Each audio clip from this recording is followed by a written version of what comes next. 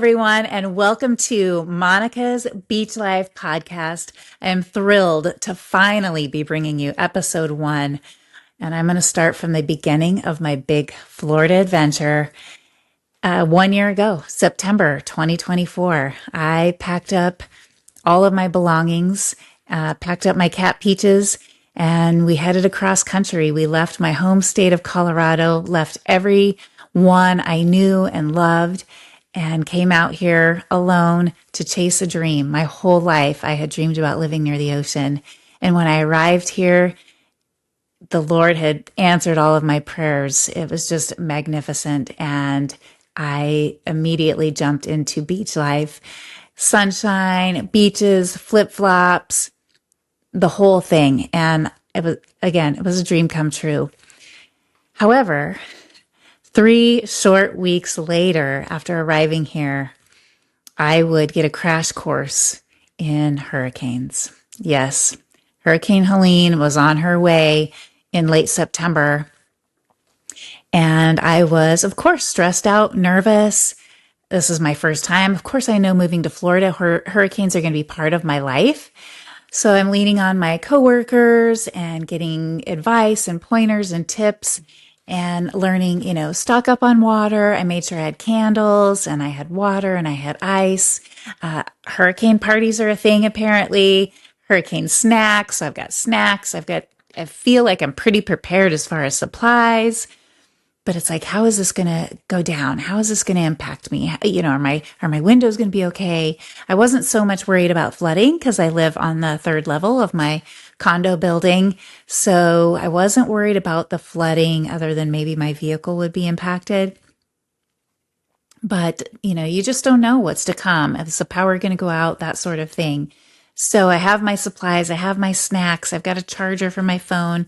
My neighbor, God bless her, she came up and checked on me. She assured me that the 8 years that she had lived here, they had not flooded. They'd never lost their power.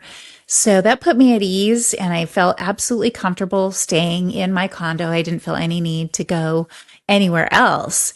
So here comes Helene, and she brings with her wind and rain, and it was, fascinating to watch this take place outside. And after she was gone, where I'm at, it was pretty minimal.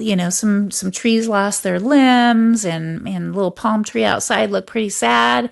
But other than that, it was almost like nothing had happened right here. And my condo is 5 miles from Bradenton Beach on Anna Maria Island, which Anna Maria is a big part of why I moved to this area. I'm in Bradenton, Florida, on the Gulf Coast. And I moved to this area because I had fallen in love with Anna Maria Island the year before I had come on vacation. And it's just a precious place with the most beautiful beaches and just very laid back lifestyle. So that's why I was here. And 5 short miles from where I was at, it was another world. It was a completely different situation. And the closest I compare it to is it was a war zone. Of course, I've never been to a war zone, but you've seen them on TV, and the devastation there is what it looked like. I had the unique opportunity because at the time, the amazing job opportunity that got me to Florida was the Salvation Army. So I was Director of Community Relations and Development. And so that allowed me the opportunity to join the commanding officer on the island. Within 48 hours, we got to be over there because we were responding. We were providing meals and supplies, hygiene kits, cleaning kits, just ministry, a shoulder for people to lean on, someone to talk to.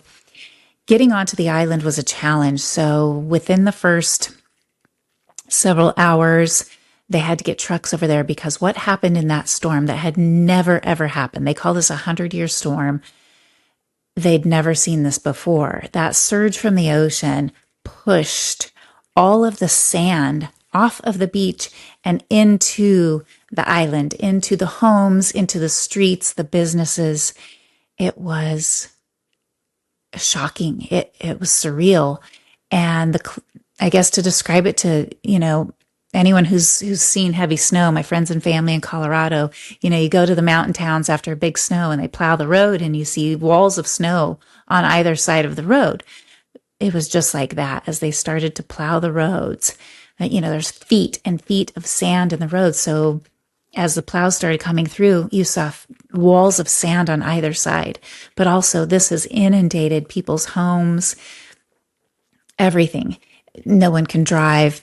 Some people stayed with their properties, but those who left the island, they couldn't even get back on for several days. And when they did get permission, you could only get over there by foot. So if you could bike or if you could walk, you could come check on your property. But it was quite some time before residents were allowed back to drive onto the island because the devastation, the debris and the sand was, again, no one had ever seen anything like it before.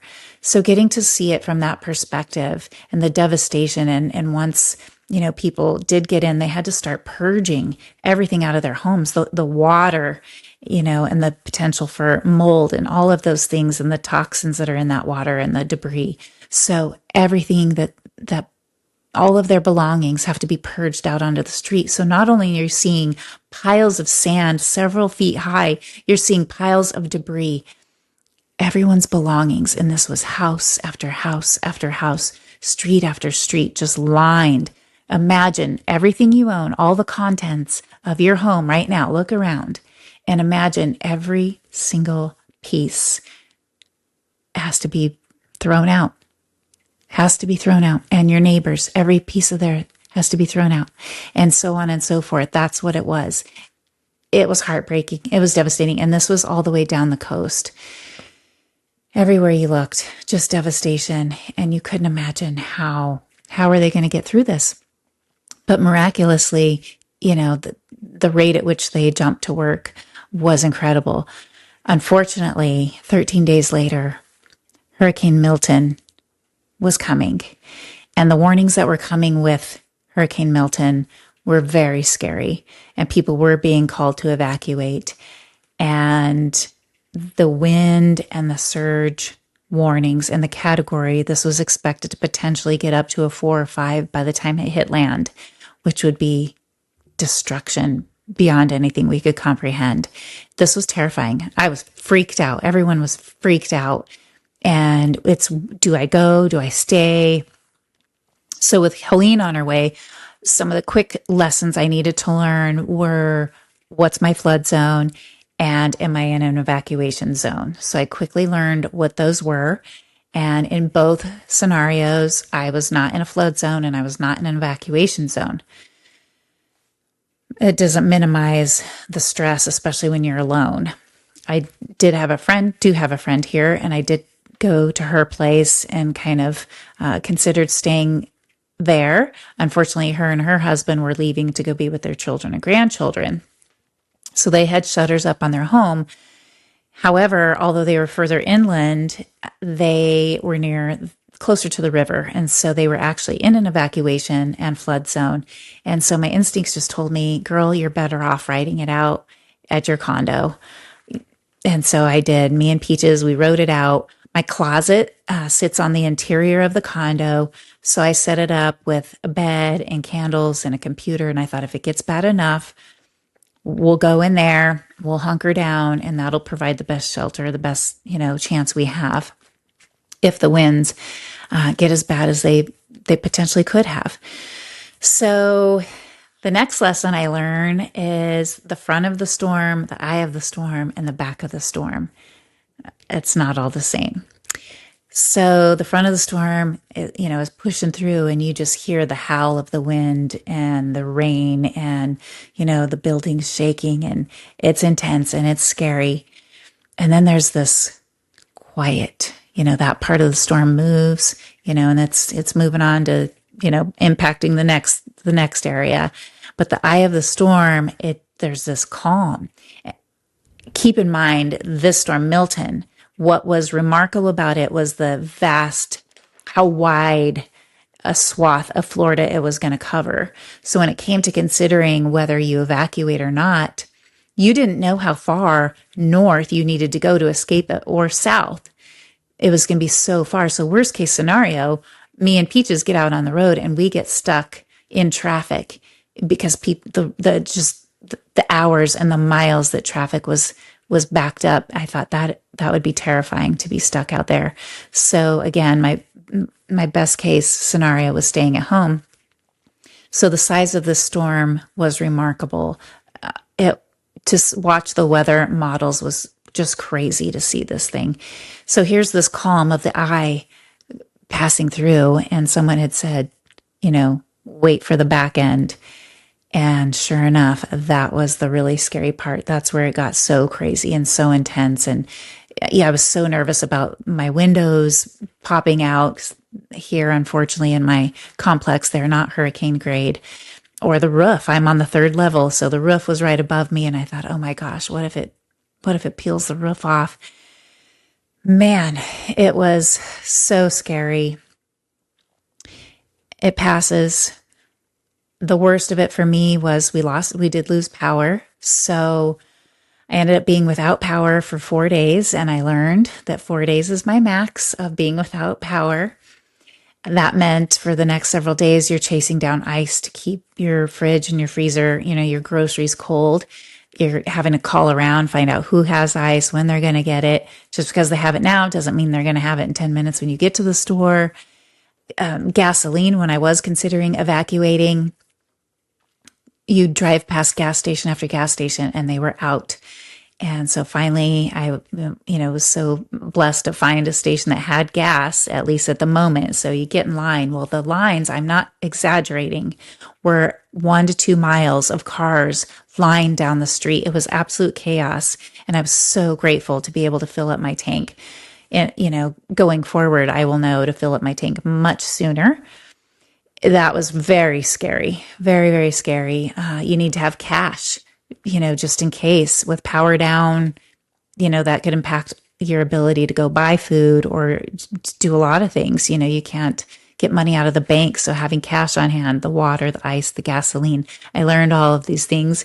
I had a solar charger that I ordered through Amazon, got that overnighted so I could, try to keep things powered and charged. So it was a crash course in all things hurricanes. But the most important thing is it didn't deter me. It didn't deter me at all. I love my life in Florida. And it's just, hurricanes are part of it. These were 100-year storms is what they called them. No one had ever seen anything like that. And certainly they didn't think they were going to see two. So it does happen. People were impacted, especially on the coast. Some, individuals and families will never be able to return to their coastal home. Just the vast cost of the loss to rebuild under new, building standards. You just can't do it.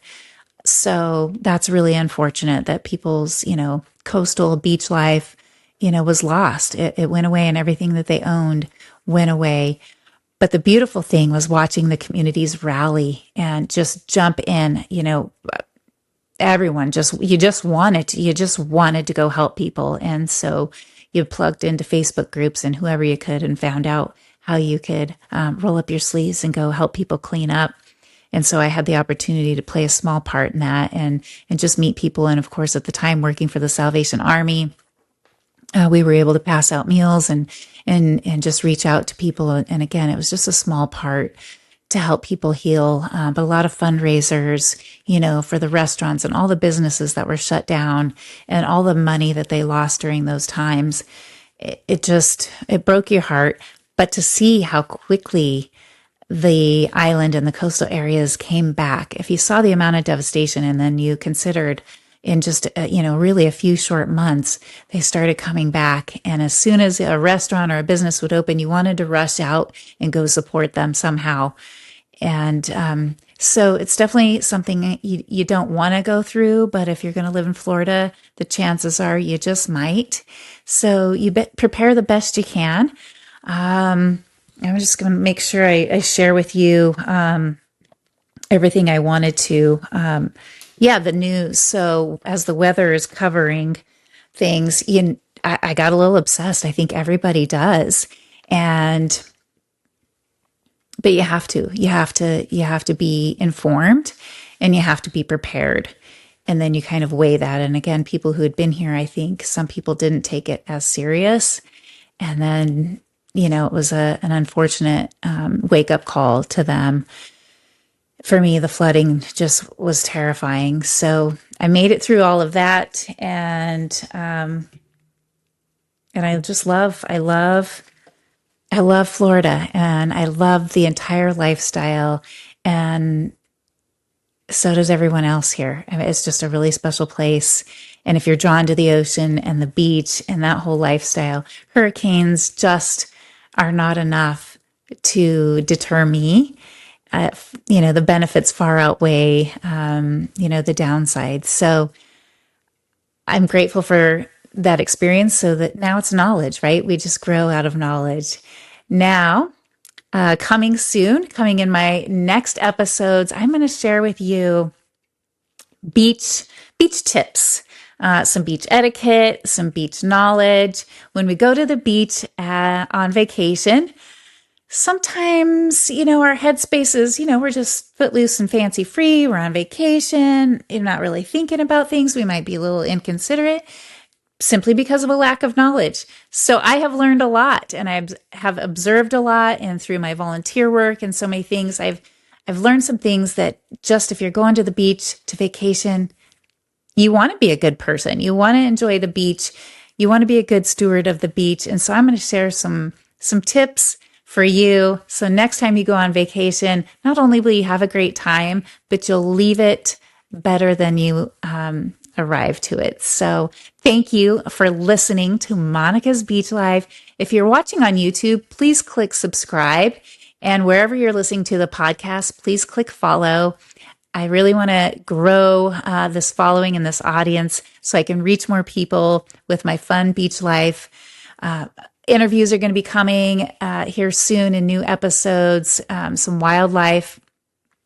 People who really are experts and know a lot about wildlife. Of course, if you know me, if you already follow me on social media, we're going to be talking about sea turtles. So I'll be interviewing our director of the local Turtle Watch and so much more. So thank you for listening. I appreciate you. Grab your flip-flops and hit the beach. I'll talk to you soon. Bye.